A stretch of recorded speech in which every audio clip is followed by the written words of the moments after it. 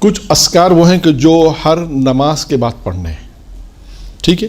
یہ جو آپ کے سامنے میں یہ بھی روایت پیغمبر اسلام حضرت محمد مصطفیٰ صلی اللہ علیہ وآلہ وسلم کی ہے.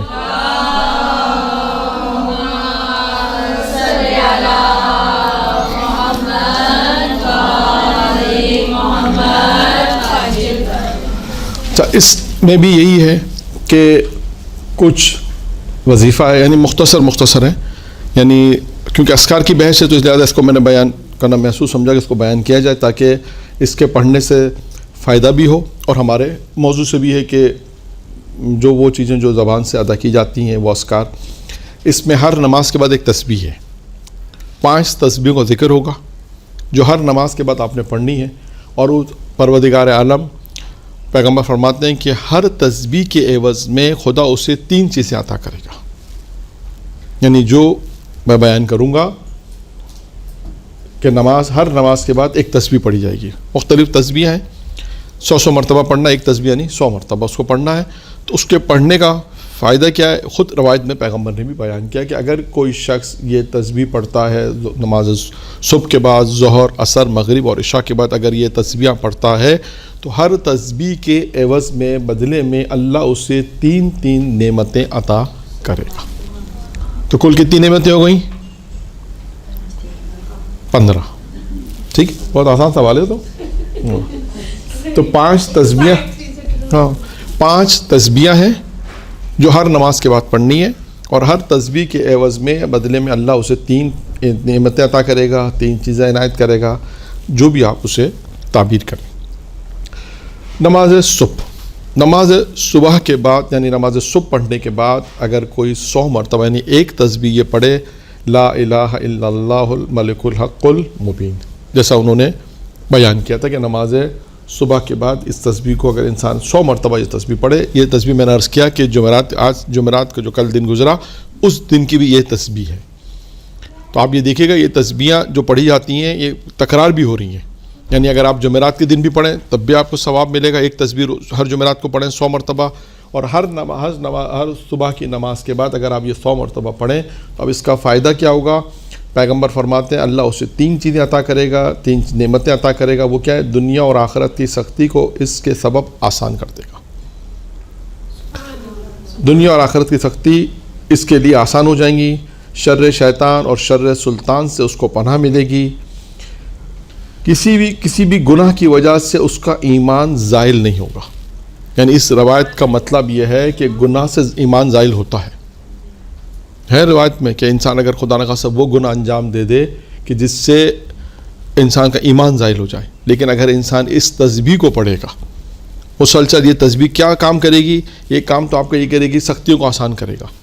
دنیا اور آخرت کی جو سختیاں آ رہی ہیں اس کو آسان، پھر شر شیطان اور شر سلطان سے اس کو محفوظ رکھے گا، اس کو پناہ میں رکھے گا.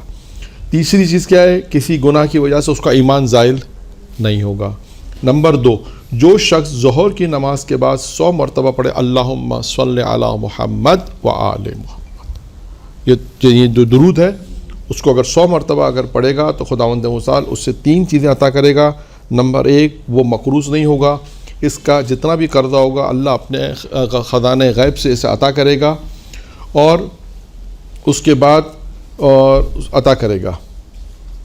اس کے بعد فرمایا دوسری چیز یہ کہ یعنی پہلا ہے کہ وہ مقروض نہیں ہوگا، اس کا جتنا بھی قرضہ ہوگا اللہ اپنے خزانہ غیب سے ادا کرے گا. دوسری چیز ہے کہ اس کے ایمان کو زائل ہونے سے محفوظ رکھے گا. یہاں پہ ایمان کا ذکر آیا کہ ایمان اس کے ایمان کو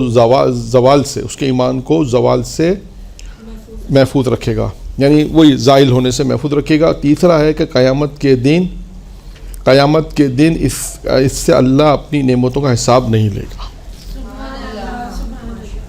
دیکھیں درود پڑھنے کا فائدہ یہ ایک اور آ گیا. 15 پہلے بیان کیا نا، 3 یہ ہو گئے، 15 اور 3 18 فائدہ ہو گئے. 18 فوائد ہو گئے نا درود پڑھنے کے. اچھا، اس کے بعد نماز یہ ہوگی ظہر. اب آئیے نماز عصر کے جو شخص نماز عصر کے بعد 100 مرتبہ پڑھے گا استغفر اللہ واتوب الیہ، یہ ذکر اگر پڑھے گا تو خدا اسے 3 انعام دے گا. اس کے گناہ معاف کر دے گا، اس کا رزق کشادہ کر دے گا، روزی میں وسعت ہو جائے گی، اور اس کی دعا قبول کرے گا پروردگار۔ پھر اس کے بعد نماز مغرب کے بعد اگر کوئی 100 مرتبہ پڑھتا ہے لا الہ الا اللہ محمد الرسول اللہ، اس کو پڑھنا ہے۔ اگر کوئی اس سے پڑھے گا 100 مرتبہ نماز مغرب کے بعد تو اللہ اس سے 3 چیزیں عطا کرے گا۔ نمبر 1، گناہ کی وجہ سے ایمان زائل نہیں ہوگا۔ پھر دیکھیں تیسری مرتبہ یہ چیز آئی ہے، یعنی اس کا مطلب ہے کہ کتنا تاکید آیا کہ ایمان کے زائل ہونے کا بڑا خطرہ ہے۔ ہاں یہ نا روایت میں آیا کہ کیوں آیا کہ دیکھیں آپ آخری وقت کے اندر شیطان پوری کوشش کرتا ہے کہ اس کی بات مان لی جائے، یعنی ایمان اس کا زائل ہو جائے، کسی طرح ایمان اس کا زوال پذیر ہو جائے، ختم ہو جائے۔ لیکن بار بار روایتوں میں یہ آ رہا ہے، اس کا مطلب ہے کہ ایمان یعنی محفوظ رکھنا بہت اہم بات ہے۔ ایمان کا زائل ہونا بار بار آیا کہ ایمان کا زائل، اپنے ایمان کو زائل ہونے سے بچاؤ۔ ہم تمہیں معصوم کہہ رہے ہیں کہ ہم تمہیں وہ عمل بتا رہے ہیں، وہ دعائیں بتا رہے ہیں، وہ اذکار بتا رہے ہیں، وہ وظیفے بتا رہے ہیں کہ تم نے جو اللہ پر ایمان ہے، اس کے رسول پہ ایمان ہے، اس کے ولی علی پہ جو ایمان تم لے کر آئے ہو، ولایت کا اقرار کیا، یہ ایمان جو تم لائے ہو یہ ایمان خطرے میں پڑ سکتا ہے، گناہوں کی وجہ سے خطرے میں پڑ سکتا ہے، کسی بھی وجہ سے شیطان تمہیں بہکا سکتا ہے۔ تو لہٰذا یہ اذکار، یہ درود، یہ تمام چیزیں بیان اس لیے کی جا رہی ہیں کہ انسان اپنے ایمان کو محفوظ رکھے گا، ورنہ ابھی وقت نہیں ہے، ورنہ وہ واقعات بھی آپ نے سنے کہ بعض اوقات انسان جب بہت دنیا میں جن چیزوں سے محبت کرتا ہے نا، وہی چیز شیطان اس کے سامنے لے کر آتا ہے آخری وقت میں حتیٰ یہاں تک بھی ہے کہ اب وہ واقعہ نہیں، مطلب صرف میں اشارہ کر رہا ہوں کہ آیت اللہ دستگیر نے اپنی کتاب مات میں اس واقعے کو لکھا ہے کہ بعض اوقات کہا گیا کہ تم قرآن پڑھو، تو کہا میرے سامنے تلاوت قرآن آخری وقت میں کہا یہ نہیں پڑھو۔ بعض سے کہا کہ مختلف واقعات، کیوں کہ پتہ چلا کہ بھائی وہ اس وقت شیطان ان کے سامنے اس کو بہکا رہا تھا کہ یہ تلاوت قرآن نہ کرو۔ مثال کے طور پہ یہ ایک شخص تھا جس کا واقعہ ہے کہ اس کے سامنے بھی یہ کہا گیا، اس نے کہا میں تمہاری اس سے زیادہ وہ فانوس جیسے قلدین کہتا ہے اس سے زیادہ محبت کرتا تھا، تو شیطان نے وہ سامنے لے کر آیا، کہا میں اسے توڑ دوں؟ کہا نہیں، اسے نہیں توڑو، کہا تم میری بات مانو۔ تو پتہ یہ چلا کہ یہ صرف میں اشارے کر رہا ہوں، واقعات کی تفصیلات نہیں بیان کر رہا ہوں، صرف اس قسم کے واقعات ہیں کہ جس میں انسان کے ایمان کے زائل ہونے کا بہت خطرہ ہے۔ بنی اسرائیل کے عابد کا واقعہ سنیں، برسید عابد کا واقعہ ہے، کتنے بنی اسرائیل کے عابدوں کے واقعات ہیں جہاں پر ان کے ایمان آخری وقت میں ضائع ہوا ہے، یا انہوں نے شیطان کی بات مان لی، اتنے سالوں عبادت کی لیکن تو یہ سب چیزیں اس کا یعنی ان تمام اذکار اور عمل سے پتہ چلتا ہے، اور جو چیز پروردگار اس اذکار کے بدلے میں، اس دعا کے بدلے میں، وظیفے کے بدلے میں جو آپ کو دے رہا ہے، وہ جگہ جگہ آ رہا ہے کہ انسان اپنے ایمان کے محفوظ، ایمان انسان کا زائل ہونے سے بچے۔ تو اب یہاں پر بھی وہی ہے کہ جو لا الہ الا اللہ کلمہ، اس میں یہی ہے کہ جو لا الہ الا اللہ محمد سے پڑھے گا، اللہ اسے 3 چیز عطا کرے گا، گناہ کی وجہ سے ایمان زائل نہیں ہوگا، اللہ اس سے خوش ہوگا، عذاب قبر سے نجات دے گا۔ یہ 3 چیزیں سے جو شخص نماز عشاء کے بعد 100 مرتبہ یہ پڑھے گا، وہ کیا ہے؟ سبحان اللہ والحمد للہ ولا الہ الا اللہ واللہ اکبر، یہ تسبیحات 4۔ اس کے بعد پھر ایک چیز اور بھی آگے ہے، ولا حول ولا قوت الا باللہ العلی العظیم۔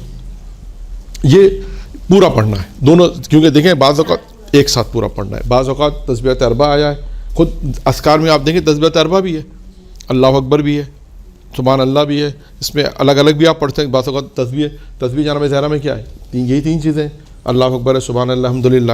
تسبیحات 4 میں 4 جملے ہیں، سبحان اللہ والحمدللہ ولا الہ الا اللہ واللہ اکبر۔ آپ اس کو بھی الگ سے روایت میں آئے کہ یہ بھی الگ، یہ بھی، اور پھر یہ جو چیز بیان کی جا ولا حول ولا قوت الا باللہ العلی العظیم، یہ بھی روایت میں الگ سے آیا ہے۔ میں نے خود ایران کے اندر ایک اہل علم سے پوچھا تھا، تو انہوں نے کہا کہ بلا کوئی مشکلات ہیں، تو انہوں نے کہا اس جملے کی کثرت پڑھو، اس جملے کو آپ دیکھیں، اور بھی مختلف روایتوں میں آیا یہ جملہ، ہاں خاص کہ عشاء کی نماز کے بعد پڑھو یا رات کو اس کو اسی جملے کو الگ سے کثرت سے پڑھو، صرف یہ جملہ ولا حول ولا قوت الا باللہ العلی العظیم، یہ الگ سے بھی آیا ہے اسی طرح، اور تسبیحات 4 بھی الگ، لیکن یہاں پر جو آیا ہے یہ دونوں کو ملا کر آپ پڑھیں۔ تو عشاء کی نماز کے بعد اگر کوئی اس تسبیح کو پڑھے گا 100 مرتبہ، تو اللہ تعالیٰ کیا کرے گا؟ خداوند متعال اسے 3 چیزیں عطا کرے گا، اس کے نامہ اعمال میں 10,000 نیکیاں لکھے گا، اس کے نامہ اعمال سے 10,000 برائیوں کو مٹا دے گا، اور جنت میں اس کے لیے لولو اور زبرجد، جو ایک پتھر ہے، زبرجد کہتے ہیں شاید، وہ جو پتھر ہے اس کے 5 لاکھ محلات اس سے عطا کرے گا، بنائے گا جو اس کے لیے ہوں گے۔ یہ دیکھیں، یہ اذکار کا فائدہ ہے۔